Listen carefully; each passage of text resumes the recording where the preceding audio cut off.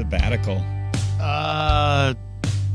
Well, it was lots of things. It was cleaning out the garage, and we got one of those Baxters. And Baxter? Yeah, we put out everything we could that we thought people would take for free, and they took it, which is pretty cool. It's kind of amazing how, yeah. Yeah, and then the rest of it just we recycle as much as we can, and then, you know, we just fill up a Baxter every 4 years and go for it. That was fun. Why do you keep calling it a Baxter? What's a Baxter? It's a Bagster, Bagster, and it's a small bag. Well, it's not small, but it's not a dumpster size. Okay. It's probably, I don't know how much it fills up with, but it goes it's probably 10 feet long and 5 feet wide. Okay. And that might be actually too big, and it goes up to a certain amount of pounds, and you buy it at some hardware store, $20, and then you fill it up and you make a call and they come pick it up for whatever, $100 or something like that. So it's in your front yard. I've never heard of this. Yeah, it's like a dumpster, but smaller. Yeah. Yeah, and they come in with a little hook, and they take I don't know how they do it. They just take the two handles and they pick it up and they put it in there, in their deal. It's just a thing. I had no idea about this. I should if I get stuff home to the dump. Well, that's also a possibility, but it's a one fee for everything, and we don't have to make trip after trip after trip. Right. No, that's what sounds awesome. Yeah, because then you fill the back of the truck, and some guy with a pad's like, okay, that's $75, but I got to come back again. Unless it's real hot that day, and they're just like, just give me $20. Yeah, let's just get it over with. I want to go back to my air-conditioned trailer. Just. Yeah. So that happened. That was fun. That took a couple days. I cleaned up finally my office. Oh. That took. Your office at home. Office at home. Yeah. Yep. Took me a couple. I organized all my fun little books, you know, and. Did you get like a nice highlighted spot for the botany? Well, I brought the botany book today, so we're going to look at it. It's very exciting. Here we go. I'm very excited because Numbers is all about that stuff. But Numbers is all about planting. Well, it's the desert. The desert. Oh, yeah, okay. Yeah, and what grows in the desert, and how do they use that as metaphor? Okay. For a lot of stuff that we don't even get. Yeah. All right. And then we went on my in-laws' boat for a while.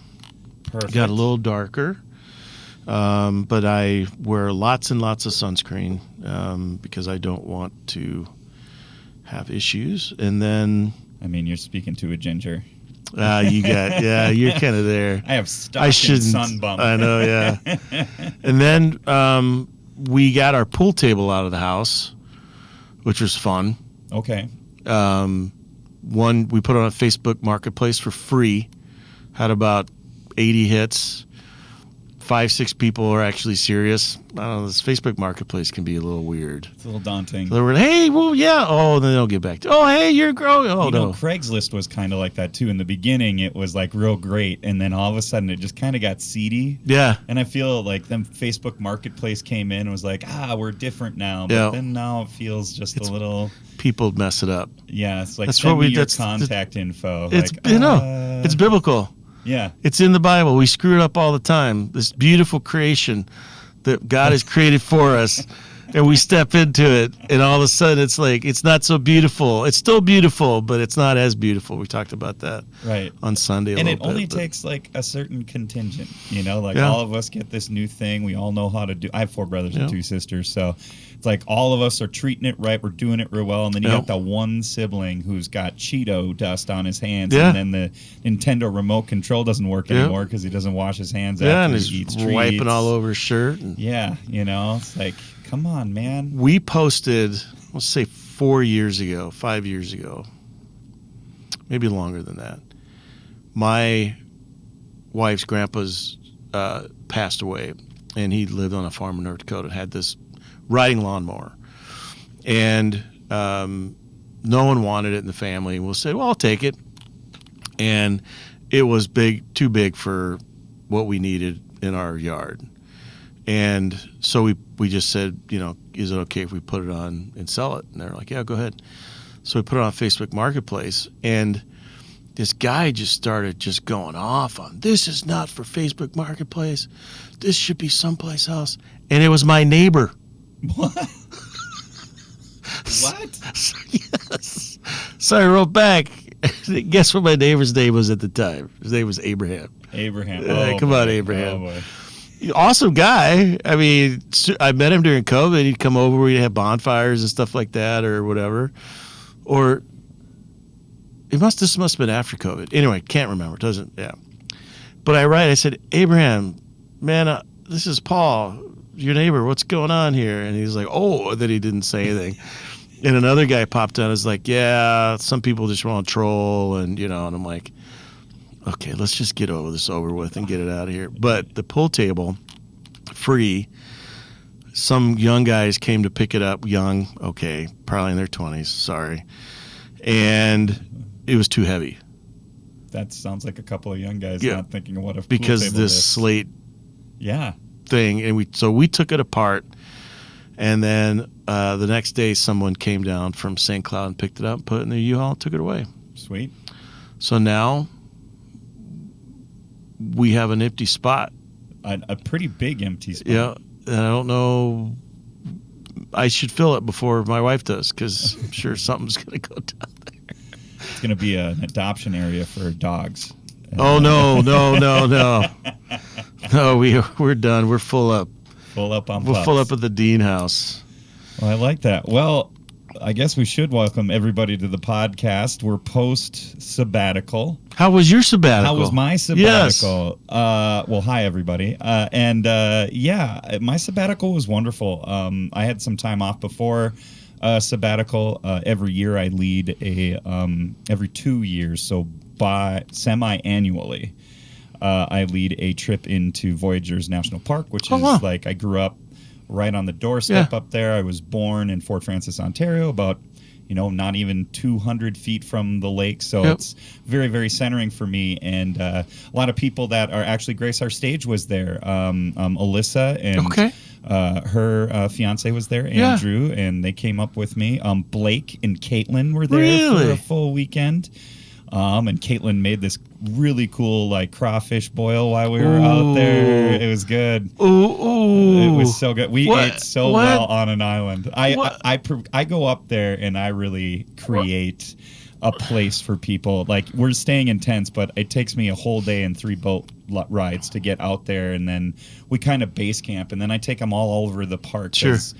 I grew up on those very large waters. If y'all don't know Rainy Lake, it's different. It's very big. You get 5-6 foot waves. Yeah. Storms are big, but I've captained those waters before, and we have a nice big family boat. So we took them to see eagles, and we swam. We had beautiful weather, beautiful sunsets.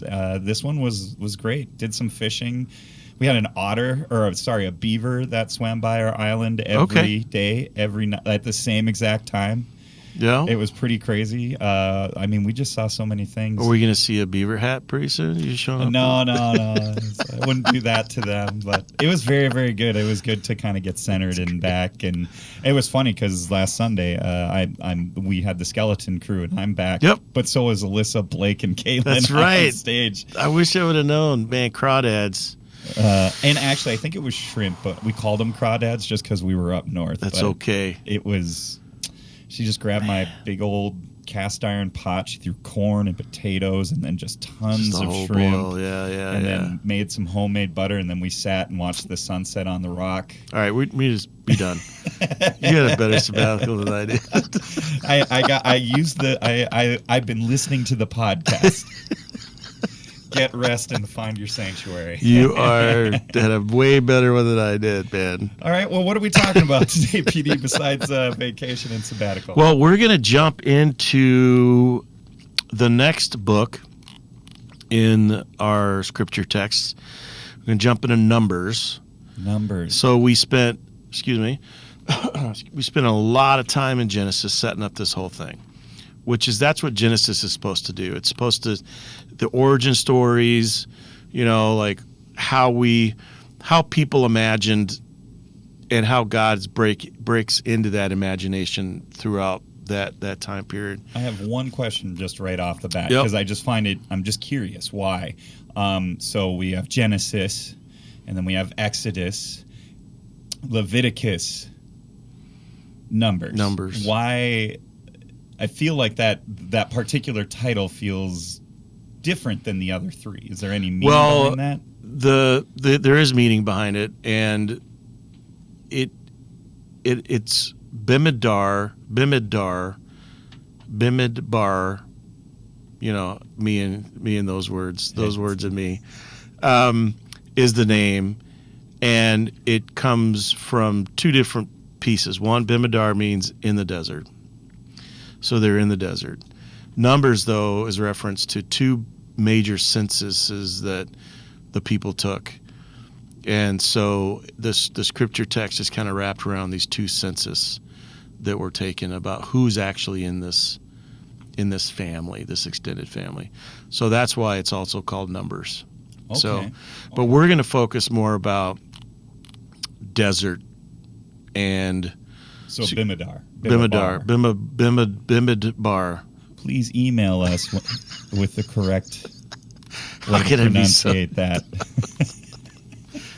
It's a good thing I don't act like I'm smarter than anybody else, because people are like, yeah, you're not. I mean, you're very, very intelligent. Found yourself on Mount Stupid. Way smarter than me. I don't think so. But so it's a continual story, right? So you have this really shaky beginning. Really, okay, God's wondering at one time, why did I do this kind of whole deal with Noah and the flood and all that kind of stuff. And then finds a partner. And that's still, at least you have a partner, right? Mm-hmm. God says, I know this family is going to go with me, even though they're all over the place and they screw it up. And then Jacob has all his issues with Esau, and then Jacob with his boys, these 12 boys, plus, all the other family that's growing and growing and growing and growing. We didn't hit on every single story, or we'd still be in Genesis. Rory brought up a part of that story we spent a lot of time with. He brought up Melchizedek, which is one of the favorite mysteries of all time for me in Scripture. Who is this person? Where do they come from? And why is Jesus described as being in the line of Melchizedek? Very interesting. And a lot of people have done a lot of work on trying to figure out who this is. But it does mention it's a little reveal behind the curtain, like what happens in Genesis. Mm-hmm. There's this little reveal when Cain gets kicked out and has to wander the earth. He goes and he marries somebody, which is like, whoa, wait a second, because it was Adam and Eve, then it was Adam and Eve, Cain and Abel. There's only 4 human beings, if you read it literally. Mm-hmm. Only 4 human beings on the planet. Cain leaves and marries what? Who? Like what? There's other people around. So it's like this pull, open the curtain a little bit. You see behind the curtain, you go, oh, there's this other world going on. The same thing with Melchizedek. Whoa, where'd this come from? Pull back the curtain and go, oh, maybe God is active in other places besides just this family, and been active for a long time. So those are all like, it's almost like biblical aliens. Yeah. When Independence Day shows up, that movie, when those aliens show up, it blows your mind, like, where'd they come from? We've been told all of our life that there isn't alien life out there, even though now we're like hearing stuff from the military and I don't know. I don't know if we want to go down that rabbit hole, but wrong podcast.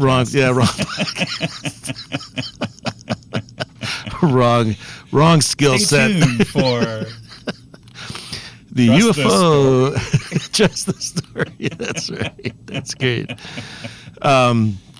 And then, so like that reveal, like God is doing something outside of just this story, which if you think about it, of course God's been doing that, but we focus only on this story, and then leads us to, probably one of the most wonderful times in Israelite history is the Joseph story and the reconciliation, and then the invitation to stay, and then the invitation to settle, and everything's going great until it doesn't, right? And then we have this Exodus battle, and then freedom comes to people, and then they enter into the desert, and they go to the mountain, and that's Leviticus, basically. Mm-hmm. And Leviticus is, I want to have a relationship with you.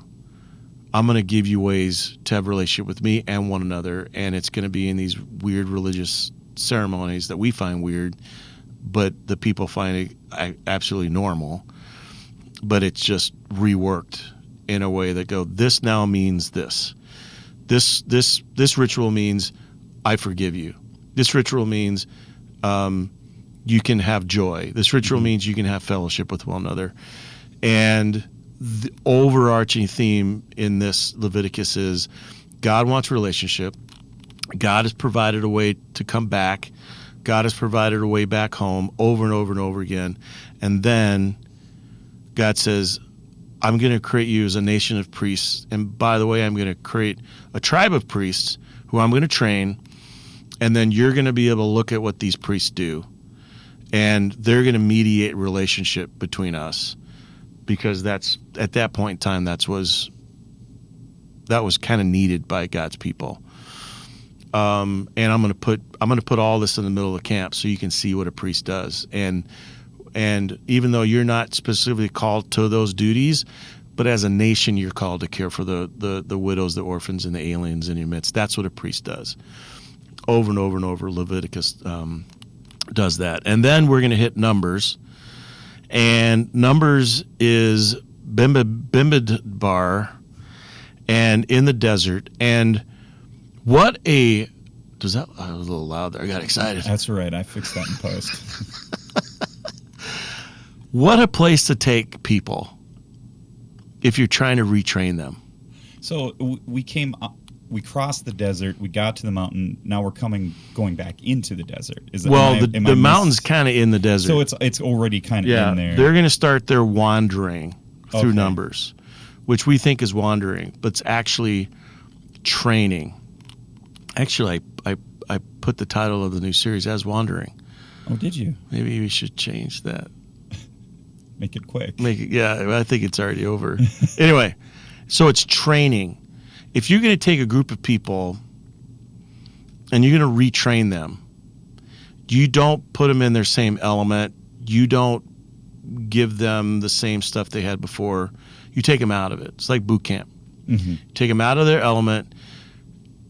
By the way, you don't know how to brush your teeth. You don't know how to make your bed. You don't know how to clean your shoes. You don't know how to... We're going to retrain you to do everything. And you're going to do it this way. And for some people, they just line up and they're ready to go. I love this much structure. And there's a lot of other people that go, I'm not so sure I like the structure, especially when there's pain involved. And in the desert, God, in the desert, there's just enough. If there's too much, you're not reliant on God. That's what God is trying to train the people. Rely on me, God says, and I will provide. I'm not going to provide you 5 days worth of food. I'll provide you 1 day's worth of food. And then the next day I'll provide. And the next day.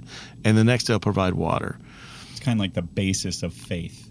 Yep. You go out there and it's like, well, I only packed 1 day. I hope God provides. Yep.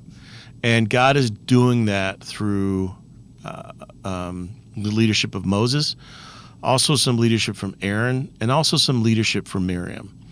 And the interesting thing about Miriam, and we're going to get to a story about Miriam in a little bit, or in the next couple weeks, but Miriam is in the Midrash, in the Jewish Midrash, is credited with finding water. Like she can find water wherever they go. She knows where the water is. And that kind of goes along with her, she put Moses in the water and, all this different kind of stuff. So I've got a couple things that I want to show everybody. If you're listening I'm going to look at some pictures. We'll see if we won't show the pictures. I'm oddly surprised how often this book has made it into this podcast, because I feel like this is like the third or fourth episode. It's really cool. It's tree and shrub in our biblical heritage. Noga Harayuvina. So NOGAHHAREUVENI. Tree and shrub in our biblical heritage. Up a little bit. There you go. And it is, it kind of unpacks the botany of the time. Yeah. And when different trees or different bushes are mentioned in Numbers, we have no clue of what they're talking about. Right. It's as if the Israelites came and visited us, and we talked about V6 engines. Okay. Like they will have no clue. They have zero idea what we're talking about. Right. That's what's happened with us in our memory and our biblical story, is that we don't know much about any of these bushes and why they're used as metaphors. And so a couple of them that are used as metaphors are the tamarisk tree, which Abraham plants, and the tamarisk tree is planted, and it'll take generations for this tree to actually do what it's supposed to do. But it's a tree that's planted for generations that come after, and it provides shade, and it's a cooling tree because as the day goes on and the night falls, water collects on these leaves, and it cools down the whole area underneath the tree. So underneath the tree would be significantly cooler than being out in the desert hot sun. And so you plant this tree to provide shade for people that you'll never see, that you'll never know who is underneath that tree, which is Abraham. That's the story of Abraham. Abraham knew that Sarah was barren, and he still said, I will marry her, because Abraham is willing to go and be selfless. He's not perfect, obviously, but he's selfless. So he plants these trees, and when you read in the Old Testament, basically in the Old Testament, when you read in the Old Testament about these trees, you know exactly what they're trying to say. If you realize the tamarisk tree is a tree that provides shade, cooling shade, and somebody somehow generations before either planted that tree or that tree just grew there, slowly, but was not meant for the person who planted it. So that's a metaphor that's used. The acacia tree is another one. And let me see here. Actually, I marked all these. I know this is probably really boring for people. The acacia tree. Oh, there are these small bushes. They give off just enough shade that it might not shade your whole body, but it'll shade like your head and your torso. And in the desert, that's just enough. Like, that's a metaphor for if they talk about being underneath the shade of this one bush, the rotem, you know what's going on, because God is saying, I have given you just enough to survive. I haven't given you more so that you can hoard for yourself. I've given you enough for you to survive. And then the acacia tree is one of these trees that provides all kinds of. If you see an acacia tree, you know there's possible water, especially if it's blooming or if it's got leaves on it. And so the acacia tree is one of these trees that's like really strong, and the metaphor for that would be you can use this tree for lots of different things. Right. It's like the Giving Tree Mm-hmm. by Shel Silverstein? Yeah. That poem. That tree gives like everything for, and the acacia tree. So if they use that as a metaphor, and then there's also a tree called the Arar or Arar. It's this is a great podcast. It's AR dash AR. Okay. So RR. RR. And this tree is beautiful. You see it from a distance, and if you're in the desert, you're like, oh yeah, I'm going there. And once you get there, these grapefruit-sized fruit that's on these trees. The problem is the fruit's poisonous. So can you imagine being in the desert and seeing in the distance a tree, and you're like, oh, I got to get there. And you get there, and there's this huge fruit, and you're thinking, yeah, juice, everything. It's going to do everything, and it's actually poisonous. And it's the super beautiful tree. And they use that as a metaphor for, are you depending on your own? Are you depending on yourself out in the desert? In your faith life, are you depending on yourself? Are you depending on God? Because when you depend on anything other than God, it's false, it's fake. It's the Arar tree. Mm-hmm. It might look beautiful. It might even attract people to it, but it has no life-giving fruit at all. If you eat it, you could die. So just some interesting things about some plants. Whenever you run into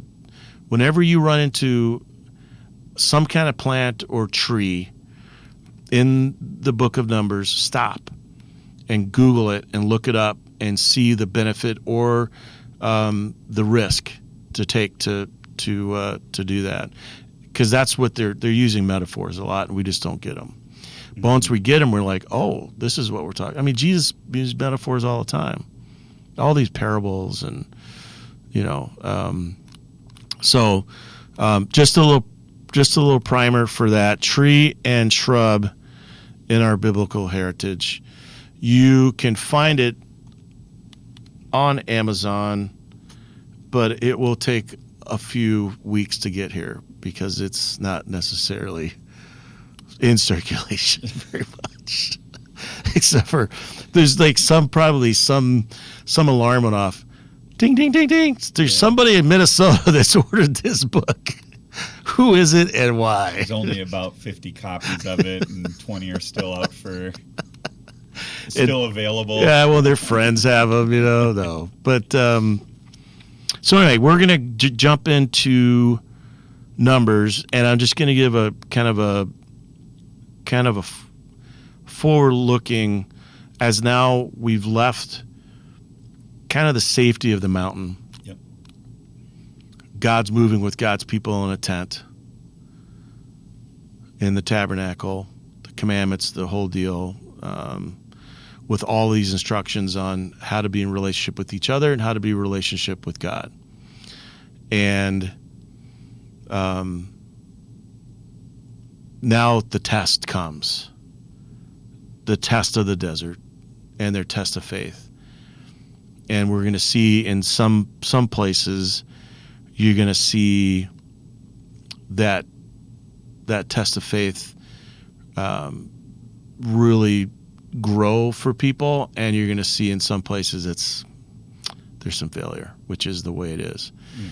So we start out with this blessing that comes in Numbers chapter 6, and it's just this wonderful. Actually, a lot of people say it before they do in the Lutheran world, at least before they preach. They use this blessing, and that's coming up this weekend. And the whole idea is, how do we become a blessing? We can speak blessing, but how do we become a blessing? And when we speak that blessing, what do we do when that blessing's not accepted? Mm. When we're blessing people and someone says, get out of here, I don't want that, or don't trust that, how do you react? And then there's a scripture text, of course, Jesus is trying to help his disciples do the same thing. Go out and give a blessing, and if they don't take it, just keep going. Mm-hmm. So we're going to pack this weekend. And then the next weekend, we have this amazing text. Now, Pastor Jill's taking that one, so I don't want to speak for her. So you've got this upcoming weekend. Yep. And the weekend after that's Pastor Jill. Perfect. And the text it's crazy text. God is so inclusive, it's amazing. We think God's exclusive, but God is inclusive and cares for the people that are forgotten, the people that don't have. And in this scripture text, God says to the Israelites, if the immigrants in your midst want to worship with you, welcome them. Okay. Like, bring them in. Like, welcome them. What would it look like? Our most segregated time in America is Sunday morning worship. Mm. I mean, we're trying to fix that here at Prince of Peace. We're bringing in some, we're getting more tan, Excuse me. But, so Jill's going to talk about what that looks like. Sorry about that. And she has some experience on that too. And then there's this. I hope you're. Gee willikers. Say gee willikers. Does anybody say gee willikers nowadays? No, it's like right up there with whoopsie daisy. Whoopsie daisy. That's really good. And then the week after that is me again, and we will get this idea that sometimes we seek attention, and we seek attention for the wrong reasons. And this is a story of Miriam and Aaron, Moses' siblings, who they're jealous of Moses because Moses is Moses, and Moses gets to do all the talking. And Miriam and Aaron complain to God about Moses, and they use Moses' wife, who's a Cushite, who's not part of the Israelite community, as a reason to bash Moses. And God says, I'm not having any of that. And so there's a break in family and community because of jealousy, because we're trying to get people to say, look at me, I'm doing awesome too, what about me? And then we also connect that to the workers in the vineyard in Matthew, where God goes out multiple times during the day and hires people to work the worker in the vineyard hires people to work in the vineyard, and then pays the last ones first, the same amount that they pay the very first ones that's been there. And the first ones are like, wait a second, I'm the better one. I've been here all day long. I've worked all day. Like, I'm the better Christian. You're going to bring someone in at the last minute and give them the same amount of money that I get? And God says, it's a different kind of an economy. I'm not living in the world's economy. I'm living in a different economy. Mm. And then we're going to hit this, Pastor Sarah, hit this idea hit the story of, they're going to have another story of jealousy with another family that's coming pushing against Moses. And there's some I don't know where Sarah's going to go with all that, but there's some very interesting metaphorical connections there. We'll see if we get there or not. And that's that. There's several rebellions that happen in Numbers. So, and then Pastor Jill is going to go again with being seen. There's these daughters in this patriarchal society. They lose their dad, and they don't have anybody else to take them in. And so right now, their dad's inheritance is going to get swallowed up with uncles and whatever else, and they're not going to receive any benefit at all. And they end up doing some amazing stuff. They end up going to Moses, and somehow these daughters, they get an audience with the patriarch, and they state their case. And Moses says, "You're right. you should be able to keep your stuff. And then when you get married, whoever clan you marry to, then we do the normal thing. But you should be able to. So talk about, being seen, and then we couple that with the story of the woman who has a hemorrhage, has been has been ostracized from community. She thinks, if I only touch the tip of Jesus' robe, I'll be healed. And Jesus feels that touch, turns around and acknowledges her and says, you're part of community. And so both of those stories are, God sees even the people that we don't see. God sees the ones that have been outcast, or the ones that are not a part of it. And then we're going to get into Deuteronomy. So we're going quickly through Leviticus, How far we are through. That's July that we just talked about, and into August. Yeah, in the middle of August we start Deuteronomy. Okay. And Deuteronomy is basically a repeat of everything that Moses has said from Exodus, Leviticus, and Numbers. It's a sermonized version of all of the teachings.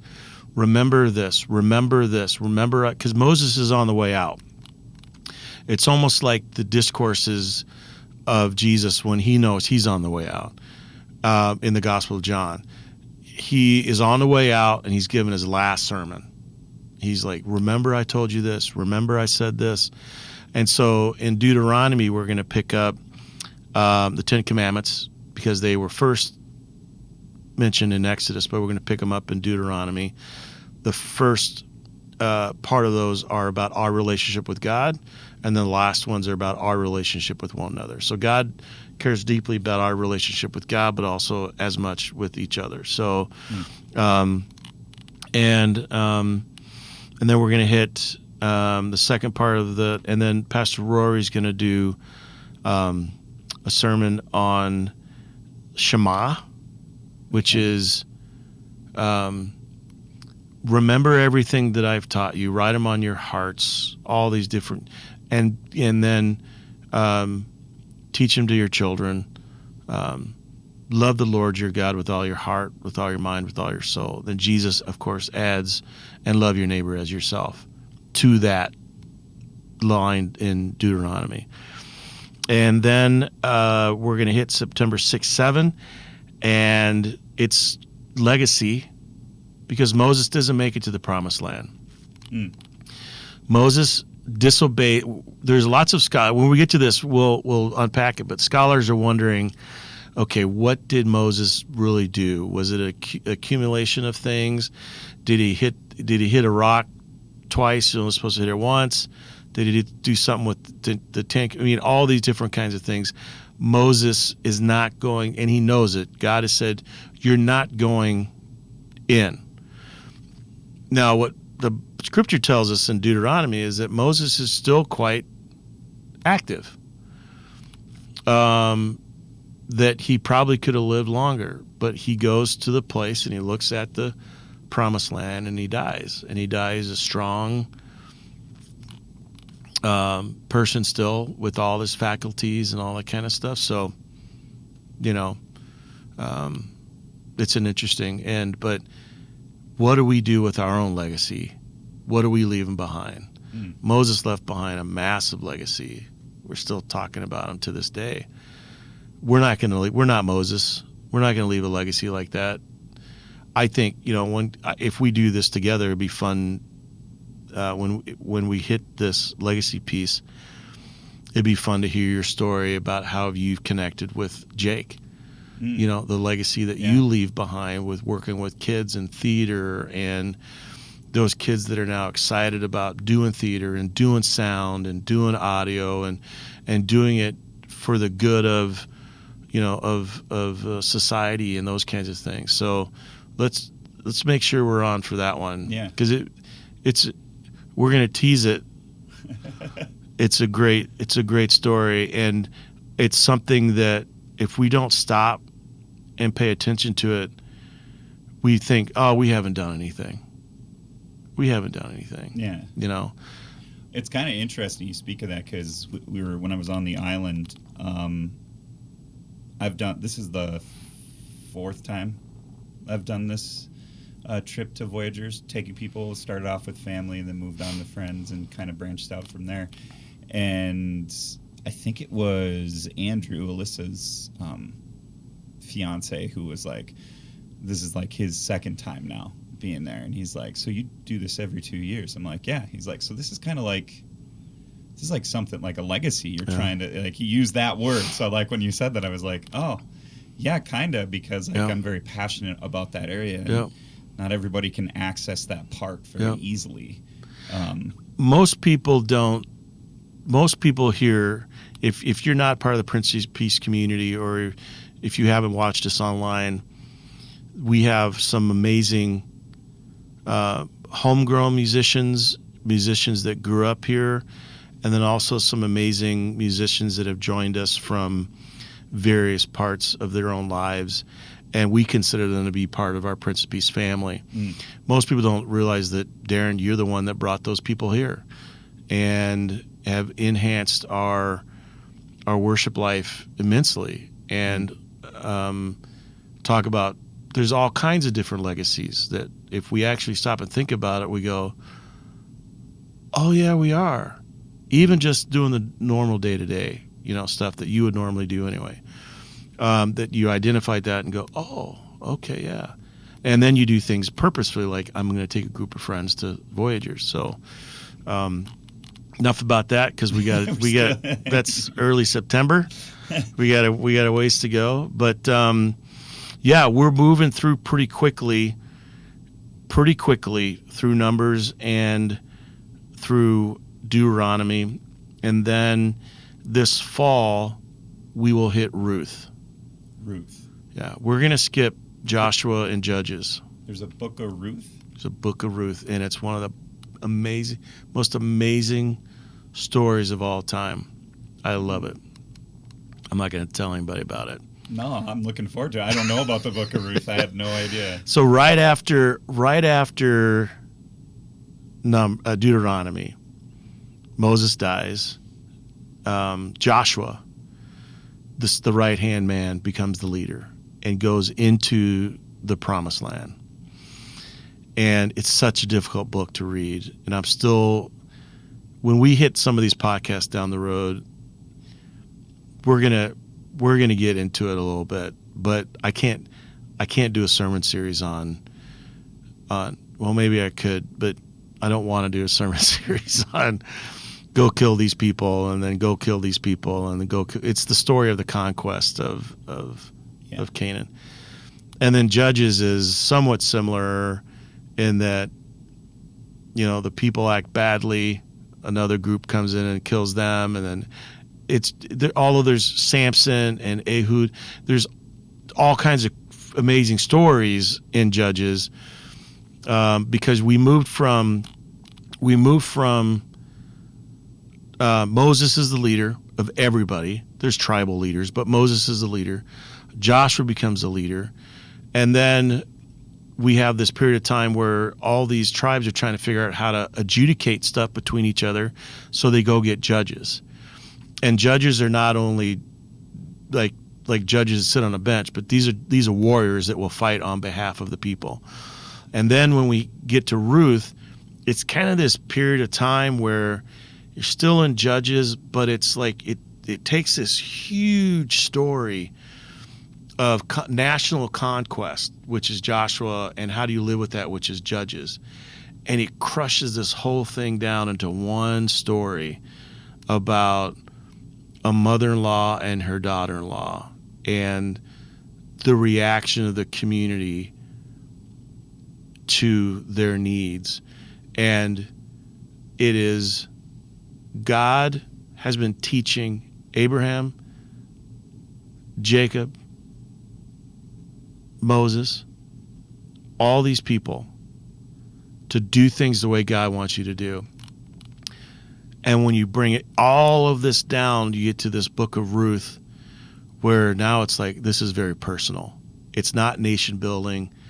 It's deeply personal around one little family and how does God's grace move within that one little family? And it's really, really cool. Short book, not a lot of chapters, but it's all narrative. And again, now we're back to narrative stuff because Leviticus and most of Exodus and Leviticus and Numbers has a lot of narrative stuff too. But it's this wonderful story. So we're going to break that down, and that's going to be all about our stewardship appeal as well. Nice. Our capital campaign, because it's all about generosity. And you'll see in this story of Ruth the moments of generosity that happened that provided. So, yeah, Ruth is. And then we get into this time of this story about this family, and then we get into to Samuel and First Kings, First Chronicles, where we're going to see the people say, we don't want judges anymore. We want a king. And Prince Peace, you're going to hear this from me over and over and over again. What do kings do? They take everything. Your money, your land, your kids, everything. They take everything for their empire. And the prophet at the time is like, you really want a king? Because I don't think you do. And then they find Saul. Did we talk about this before? Or it might have been Ethan. It might have been Ethan. Because Saul was a donkey herder. Okay. So God says, you want to act like an ass? I'll give you an ass herder. In those words specifically? Specifically. No. But think about it. Yeah. These people all acted like donkeys. Or I know it's a family show. I don't swear very often at all, but it's in the Bible. So I could say. That's what I just told my dad. It's in the Bible. It's a quote. Yeah. And they're acting like this. And God says, so you want to act like that? I'll give you someone to lead you. And it fails miserably. And who do they have to go get? A shepherd. A shepherd. Someone who the people are going to follow. You follow the voice of the shepherd. And, of course, then that translates to the shepherd, the good shepherd, right? Jesus. The sheep know the voice of the shepherd. So, amazing. Yeah. Anyway, we got a lot of room to go, but Ruth's going to be awesome. Awesome. So is Numbers. Numbers going to be great. I was going to say, but the very next thing we're going to do is Numbers. So, and then we're at Matthew. If you're really looking forward to Ruth, we'll see you in December. Yeah. Well, this is amazing. I'm excited for the next series. Excited for Numbers. Excited to look for the trees or the plants that come through. It would be interesting if we as we go through some of these sermons and we do see a tree, if maybe we get a little photo or a picture of the tree and maybe get the benefit, and then y'all can check out those sermons on Sundays, because that would be great for us. But well, this has been fun. Yeah, we're back. We're back doing the routine. So we were back yesterday. I mean, seriously. I mean, we were back. Who works harder than the two of us? I don't know. Nobody. I don't know. I'm not Jake. No. Yeah, that's good. But make sure to email us your questions at the email right in front of the table here. We still are always looking for questions. We haven't gotten a lot of them, but when they come in, we'd love to answer them. And no challenge today. As the last few podcasts, we had some last minute challenges. Maybe hug your loved ones. We'll say that. Hug your loved that'll ones. be good. Or hug a tree. Hug a tree to. Or look up a tree and find out its benefits. Or don't eat the fruit from that our tree. Yeah. All right. Sorry, you're trying to wrap it up. Make sure you know what you're eating. Is the definition there? But PD and Darren here saying, have a great day, and we'll see you next time.